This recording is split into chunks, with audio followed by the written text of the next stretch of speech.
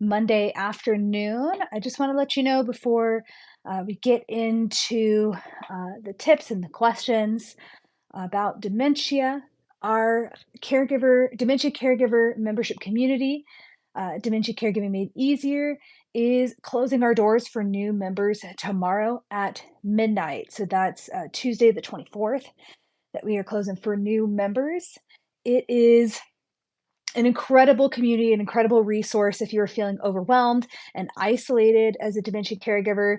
You guys can let me know in the chat, but it can feel so frustrating to feel like you're spending hours upon hours trying to look up what you're supposed to do, look up what you're supposed to say, try to figure out, make lists and make shopping lists. Like it's a lot. It's overwhelming. And what Dementia Caregiving Made Easier does is exactly what it says. It makes your life a million times easier as a caregiver. You not only get cheat sheets and personalized videos and guides and monthly workshops and a whole library of experts and deep dives into all the subjects you could possibly need, like challenging behaviors, Medicaid, elder attorney, like anything you can need on your caregiver journey. Additionally, you will get a community of folks who are just like you, who are also dementia caregivers who get it.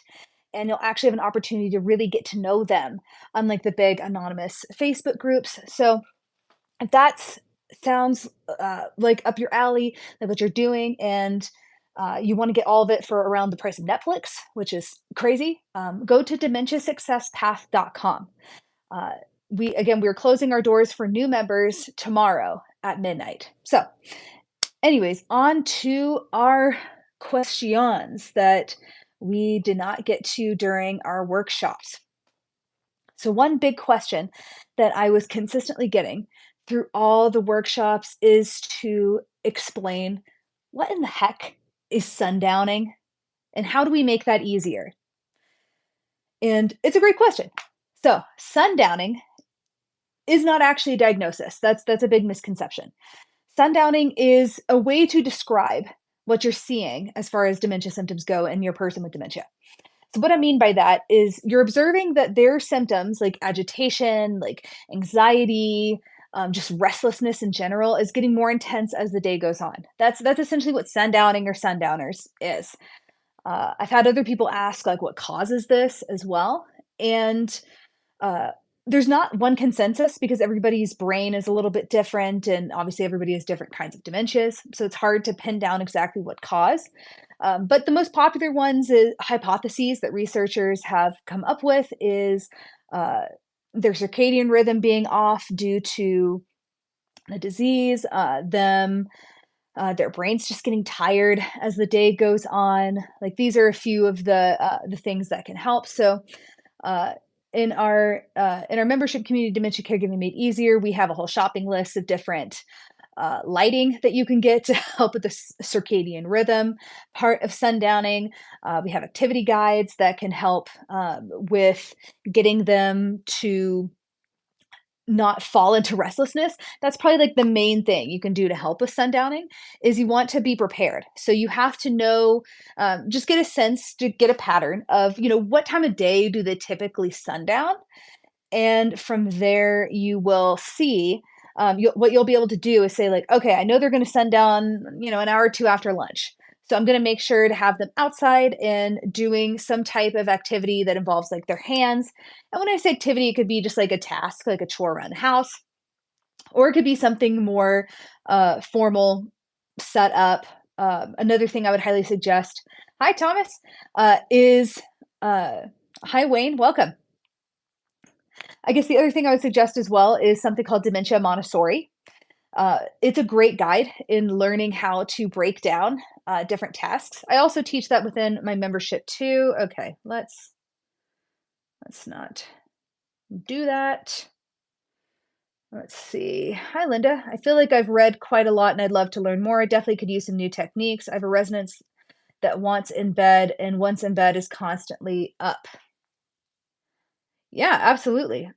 We definitely love to have you. If you're interested in joining our community, Lydia, you can join at dementiasuccesspath.com. Uh, I know we had a few professionals in our open workshops. Yeah. So you go to dementiasuccesspath.com. That's it's the same name as this channel, just with .com at the end, and you can click to join there. Um, yeah. So, anyways, back to sundowning. Okay. All right. Anyways, uh, yeah. So ultimately, that's the best defense is to, I know, is to make sure that we have something going for them, and that's going to really, really help the most. Okay. All right. So another question we had as well about in the workshop quite a bit is what the heck do you mean? Like, what? Why do they constantly ask to go home? What do I do? Like, we did cover that in the workshop, but in case maybe you missed those days or what have you, I want to go home feels like a really individual thing, but is actually something that is super, super, super common, like crazy common within the dementia community. Like almost every single person with dementia will say it at one point or another. Uh, and the reason why this is such a big thing is that they're not actually meaning they want to go home to a physical place. They're talking about uh, they're talking about just trying to find a place of security and safety and familiarity. Ultimately, that's what they're looking for. KWC says, how does one deal with false stories? Usually worse during sundowning. Mom believes they're packing her up and sending her home. Yeah, yeah, that's a great question, KWC. Thank you for asking that. Um, so how you deal with that is you want to I think everybody's impulse as a caregiver is to try to immediately go into problem solving mode and uh just rush, rush, rush to the solution or rush, rush, rush to try to distract them. That's a big thing I hear from a lot of people. But unless they are screaming at you, which quite frankly, they're not going to listen to you anyways when they're screaming at you, you always have time. So you can always ask them like one or two simple questions about the false story. And the reason why you do that is one, just to get yourself calm, and two, to understand more holistically what it is that they actually believe. So that way when you're giving them a reason like why they can't go home right now, like say if they uh s- if they live like let's say if they live in long-term care, then uh yeah, what you're going to do there is maybe give them a reason. They can keep their bags packed, but it's like, the train left a little while ago. Again, it's a lot of it is based off of what they're telling you, what it is that they believe. I've heard a lot of people say, oh, I'm waiting for the bus stop. When's the next bus coming, or when's the next train coming? uh, so you want to make it make sense with what they already believe is going on, and give the reason why they can't go right this second, make sense within that, and then that's when you redirect them. You get their attention onto something else. I think a lot of people struggle with that because again, they're so quick to get to they're just so impatient to get to the end result that interestingly enough, they make the time in which they are trying to redirect them last way longer than it has to, like way longer. Oh, that's a good idea. I use the hotel checkout idea a lot. Okay, yeah, that's a great idea. Okay. Let's see. This has been going on for 2 weeks and she calls every day when I'm not there. Yeah, that can certainly happen. So, uh, ultimately, uh, ultimately what's there is you can only really control so much. You can only control the environment so much. So maybe blocking them at specific times and then taking their phone calls when you're ready can sometimes be the best solution. Iron says, I need your advice, please. Yesterday, my friend was showing me his pet snake. Okay. Okay. All right. Oh, that's a good one, Lydia. I mean, let them pack, if not help them, and tell them their mom will be there in the morning. It doesn't always work, but a lot of times validated the false stories to keep them on track. One man I knew once wanted his wife every night, so she wrote a handwritten letter for him to read each night. Oh, that's a good idea. Yeah. Yeah, definitely. I think that that's what's there, and I think a big roadblock a lot of caregivers have is they just don't want to be dishonest with their person with dementia. But I think of it less as being dishonest and more as, uh, you're going along with what they already believe is true. So, my dad tells me he's working. He is, but he introduces it as a new time every time we talk. Oh my goodness, I swear, these trolls. Alright.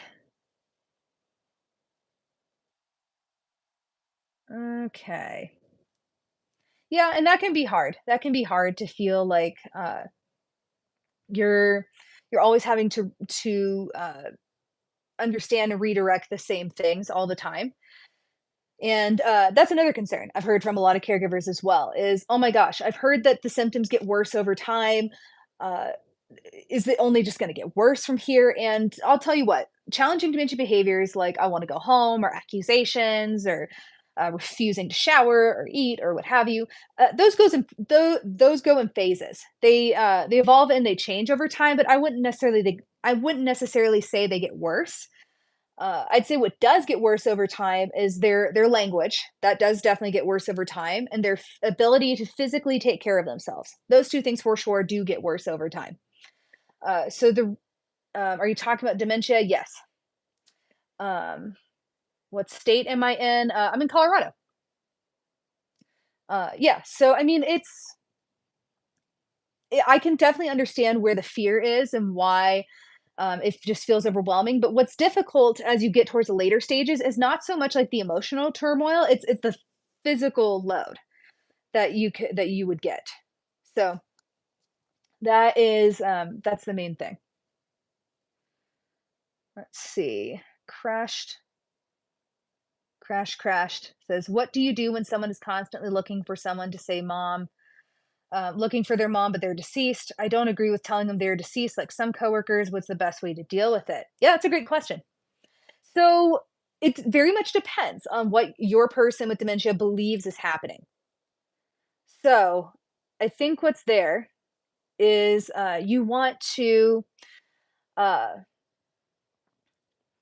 first get an understanding of what they believe. There's some people who be like, I feel like something's wrong with my mom, and just no one is telling me. Like, I just wish somebody would tell me the truth. I feel like then it's okay to tell them what's going on because again, it something being wrong, like it's almost like they somewhat know already, but they just want it confirmed. So I think it's okay in those situations. But if they unequivocally, like, absolutely believe that their person is alive, they saw them yesterday, then I'd say the best option is to almost have them answer their own questions. So what I mean by that is when they are saying, I just, where's my mom? I need to go see my mom. Like, oh, when's the last time you saw mom? I saw her yesterday. Okay, what is she usually doing at this time? She's probably at work or something. Yeah, you're probably right. Why don't we give her some time before we get worried? Here, come help me with such and such thing. So that's probably the easiest way to go about it, but sometimes people aren't quite that easy, and, I mean, ultimately, what's there is you want to give them an explanation that would make the most sense to them. Like, that's I again, I think of it as going along with what they already believe versus trying to convince them of something that they don't, 'cause it doesn't work anyways. Let's see, mine says, "My dad is Lewy body and home tomorrow from the hospital." That's wonderful. "My mother has Alzheimer's and won't accept his diagnosis or that he is incontinent. What can I do?" So I'd say chances are you're probably not going to get your mom to accept that he is incontinent or accept anything that she doesn't already believe. Um, so okay. Anyways, uh, my thought would be, I guess maybe I would need a little bit more context as to um, why mom with Alzheimer's needs to accept dad's diagnosis or that he's incontinent, just so I have a better understanding. Okay. Let's see. Is it a physical or psychological condition? Dementia? I'd say it's technically both. I'd say it's mostly physical in that there's things physically happening to the brain, but it's psychological in that it involves the brain. Um, okay. Okay. Let's see. How do you encourage someone with Alzheimer's to accept assistance in the bath or changing clothes? They don't want assistance and they need it. Yeah, great question. So, the way that we would encourage somebody with Alzheimer's to accept assistance um, with showers or changing clothes is probably one, uh, thinking about like some of the maybe the physical reasons why they're refusing a shower. So, top one is that they're too cold. Another thing a lot of people don't realize or think about is elderly people's circulation to their hands and their feet is extremely poor. So oftentimes when they say they're cold, that's usually what they mean. So I'd say a good way to get them to encourage folks to go into the bath or shower or like remove their clothing to do that is to warm up their hands and feet first, or just put a heater in the bathroom as well. That helps as well. I'd say that's the main thing. Additionally, I think a lot of people come at it from an approach of there's something wrong with you and you need like you smell or your clothes are stained or whatever. And honestly, some people with dementia just don't respond well to criticism, period, or anything they perceive as criticism. So, with changing clothes, oftentimes I will bait them with saying, "Oh, I got you some new clothes to try on," or "Could you try these on for me?" As a way to get them to organically take off their clothes and change into something else. Uh, and with showering, sometimes they just like will absolutely refuse. So in those cases, I will maybe wait, ask again a little bit later. I might accidentally on purpose spill something if they need to see something physically in front of them happening that makes them dirty for them to understand that they need to shower. Other times, I'll use something called shower wipes, especially if they're in between, like because the thing too is elderly people don't need as many showers as we think they do. If they're generally just sitting around living a pretty sedentary life, realistically speaking, they only really need a shower like a couple, like maybe 1 or 2 times a week. And the shower wipes really help with in between, like getting the armpits and maybe getting the privates and things like that, so that they stay fresh, but it doesn't have to necessarily be like a whole ordeal. With their bodies, like their balance is getting off. Like showers are challenging for folks with physical and mental disabilities, just in general, especially with dementia. Oh, yeah, that's a good point. Sometimes, if you're a female and you get a male patient, they're just uncomfortable. Yeah, modesty is a big issue too, for sure. I always suggest something called the blue hug. Um, okay, all right. So the blue hug is like this like blue foam type uh, dress looking thing that both keeps them warm and helps them just maintain their modesty. There's like zippers on the side where you can get to the areas you need to get to. So, yeah, let's see. KWC says, honest question. Mom refuses to believe she has dementia and has been in a home for 2 years. I want to know if it is a good idea to record her on visits home and show her behavior. Um, I mean, you can if you want to, but my thought if I could predict what would likely happen, she would deny it's her. So that's what I would suggest. Okay, let's see. I go back and forth as she won't remember what she watches. Yeah, that too. Yeah. So anytime you try to introduce logic, evidence, or reason into anything you do with your person with dementia, it usually just doesn't work. It just isn't helpful. So it's definitely better to, again, understand what it is that she believes fully by asking simple, like 1 to 2 questions, just to get a sense of what they believe, and then going from there. Some people won't ever be convinced that they have dementia. That's the thing. That's also part of the disease. For some people, is that they you a mom because you sound like one. Yeah, yeah, but I think you probably might be a troll. So, anyways, um, yeah, these are all really, really great questions. All right, I'll introduce a few more questions from our previous workshops that we literally just did. Okay, let's see. I have a question saying, what are your qualifications? Yeah, that's a good question. So, my background is in Jerry Psych, so that's how and why I speak on challenging dementia behaviors. I worked in the therapy department of a Jerry Psych hospital. Since then, I've gotten multiple certifications, including becoming a certified dementia practitioner. So, interestingly enough, there actually isn't like one dementia professional to rule them all. Because there's just so many aspects of being a caregiver. Like I'd have to become like a neurologist, lawyer, social worker, nurse, like a bunch of different things, and it's just not feasible. And quite frankly, what's there too, I think that's another big misconception is people think that doctors would know how to help them deal with the everyday, daily situations of someone with dementia, and the truth is they don't. They don't.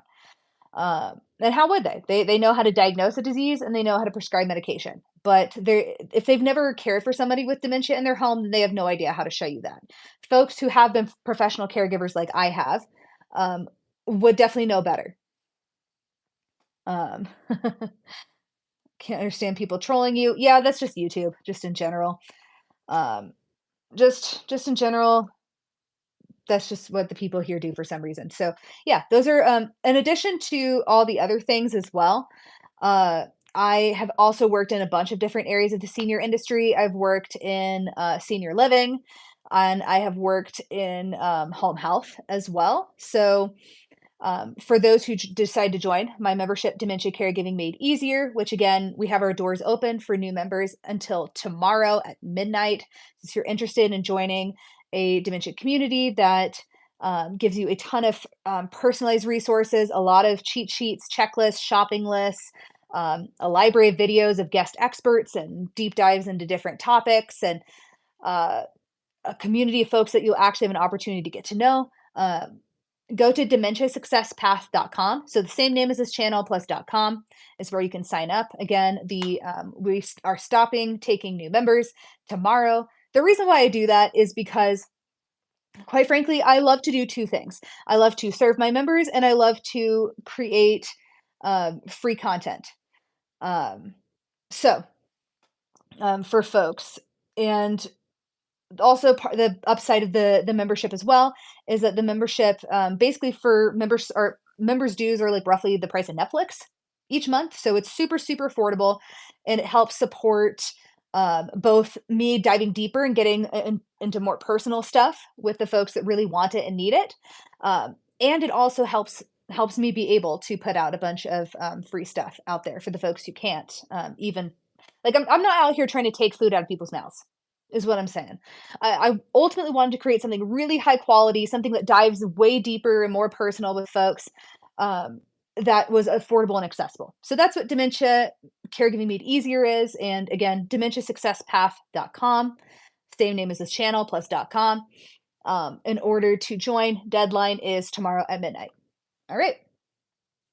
Let's see. Oh, thanks, Molly. Um, What is the best we can do at the moment in terms of biotech? Are there any inventions or work in progress similar to Neuralink or anything else? Yeah, it's actually a really good question. So, unfortunately, as far as I know, we're not close to a cure. However, something that is really exciting that has recently come about is they have developed a blood test to help you diagnose Alzheimer's easier. The blood test shows if you have elevated levels of like amyloid plaques or tau betas or whatever in your blood. So, along with clinical symptoms, that helps predict dementia, as well as I believe there's a specific gene that you can test for to see how likely it is that you would get it as well. So, that's something else you can do. Those are more either diagnostic things or preventative things. There's also IV medications as well that have been helpful to folks in early stage Alzheimer's specifically. Although I've heard those come with a lot of side effects. So it doesn't actually stop the disease process. It just makes From what I've heard, it makes it go a little bit slower, but can come with a bunch of side effects. So let's see. BB says, I'm currently dealing with being the primary care provider for my dad with dementia. His hospice care nurses came through 3 days a week. My mental health is becoming fragile. Yeah, absolutely. And especially with hospice too. It sounds like you're more in the later stages. I would say the best thing you could do is take care of yourself. And I know that's a much easier said than done. Taking care of yourself could honestly be if your person is screaming 24/7, wearing noise canceling headphones and not feeling guilty. Maybe putting cameras in there so you can keep an eye on them while maybe going for like a quick walk or something like that. I'm glad you have care providers, but maybe it's as a sign that you might need to place them in longer term care so they have even more help and you have even more support. So I know there's definitely short-term answers and longer-term answers when it comes to that. What is the best way to get somebody to go to bed when they wake up in the middle of the night? Usually I tell them they look tired and it doesn't always work. Um, I mean, it just depends. Again, I get curious and maybe say like, "Hey, what are you doing up?" It could be as simple as they're just thirsty or they just need to go to the bathroom. So I just maybe ask them, and it's probably another place too where sometimes you just got to pick your battles.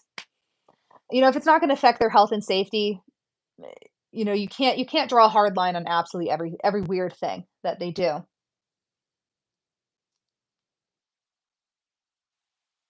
Hmm. Well, I don't know much about dementia in dogs, PGD, but oh, thank you. All right. Let's see. This isn't easy. I had to cut my work schedule to 2 days a week and started staying with my parents full time. I barely go home because, yeah, definitely. So that's probably your sign, BB, that you definitely need more physical support. And that's definitely what I love about dementia caregiving made easier is because um, myself, I've had a lot of experience in the industry.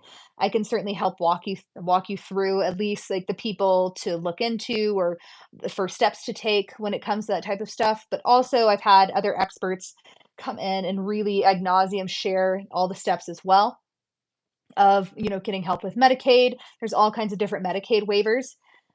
If you want to keep mom and dad at home or in the community, as well as I have helped many people in the senior living industry with placing their loved one in care as well. So I'm very familiar with that process as well. So it's it's totally up to you if this is right for you. I like I said, don't want to take food out of people's mouths, but if you're willing to forego like a few Starbuckses a month, uh, in order to get that more personalized support and you feel like that's what you need, then definitely go to dementiasuccesspath.com. Sign up for our membership before we close our doors. Um, if not, then again, I totally understand that. My thought would be, you probably just got to start moving towards more support. This isn't something you can physically do by yourself for the whole term. Like you at least have to have like home health or like other family members or people like that to help you, especially as they get towards later stages. Let's see, mom's at home but has become seriously incontinent. Michelle says struggling to keep her clean and she refuses Depends. Any suggestions? Yeah. So I'd say one trick that I've seen work for a lot of people is that um, they have taken out all the regular underwear and replaced it with Depends and just said, "Oh, this is your underwear." That's one thing of more adjusting the environment. Another thing too is I maybe see if it's an issue of pain as to why she's refusing to help you get clean. Oftentimes, it could be like a diaper rash type situation there um, for folks. So maybe like a yeah. So that can certainly be tricky for sure. So I would maybe start with the replacing underwear. Another really good tactic too is maybe you saying like, "Oh, this is something everybody in the family has been doing." Maybe getting a few family members to back you up on that. Um, so yeah, let's see. When is it time to check for dementia? Is the clock test a good indicator? And what is the clock test? Yeah, so um I would say if you're seeing symptoms, so in early dementia, usually it is they are struggling with complex tasks like keeping up with their bills, if they still have a job, like doing their job, driving, stuff like that. The clock test is something that is a test that a lot of doctors or medical professionals will give to diagnose dementia. Um, oh, nice, Cynthia. That's great. You get paid through the Medicaid waiver, definitely. Um, okay. Okay. All right. Yeah, we've had some good questions. All right. Let's see. Oh, this is a good one. I'm too exhausted to do more work to get better at caregiving, and I wouldn't have the time or energy to invest. Why the heck should I join a dementia caregiver membership? Yeah, that's a great question. So I think what's there, and it's almost like saying like you don't know what you don't know. So as if you've never done this before as a dementia caregiver, or even if you're a professional, since quite frankly, professionals are like woefully undertrained. What's there is that you don't know what type of things you could be potentially doing that are time sucking or energy sucking more things than you have to. So I would say truly investing even a small amount of time, because the thing is, depending on what resource you decide to take from our community, whether it be cheat sheets or guides, that could be like a few seconds that you're scanning them, or one-on-ones, which is like you have scheduled individual time where we can really get to the heart of stuff pretty quickly. Whether it be watching a replay of a workshop that we did while you're like washing dishes or like commuting somewhere, there's always ways that you can consume information in a way that's time efficient that can ultimately give you back time. Additionally, too, you know, it's a huge time suck to go searching around for all this stuff. It's a huge time suck to research what to say, to like find these videos. It's a huge time suck to create, you know, all these shopping lists of things that could potentially help. It's all a big time suck. So it's again the difference between it being done for you versus uh, trying to do it yourself. So again, dementiasuccesspath.com if you want to sign up for our dementia caregiver membership. Membership dues are usually like around the price of Netflix, which is extremely affordable, extremely doable for most caregivers. And yeah, our doors close tomorrow at midnight for new members because, quite frankly, I want like usually like I don't love to be in like hey come join us mode. I am more like I definitely enjoy more either serving my members and or you know creating free content. So that that is it there. Okay, guys, I think I'm probably just going to hop off for right now since we've gotten past time. If you're interested in hearing more, I'm actually going live tonight on Facebook. Also at dementiasuccesspath.com on Facebook. And I'm going to be chatting with some members of Dementia Caregiving Made Easier. And it's going to be awesome. You're going to hear some of their stories. You're going to hear their experience being part of our membership community.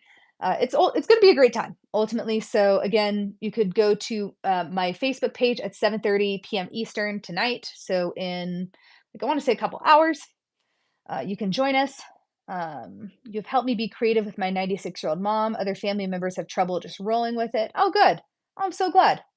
Yeah, hopefully you can come tonight. So I hope you guys have a great rest of your day, and hopefully I'll see you tonight on Facebook Live at 7:30 p.m. Eastern. And again, if you haven't already, and you're interested in joining our membership, Dementia Caregiving Made Easier, we are closing our doors tomorrow at midnight. Go to dementiasuccesspath.com. Again, same name as this channel.com. All right, see you guys soon. Bye, guys.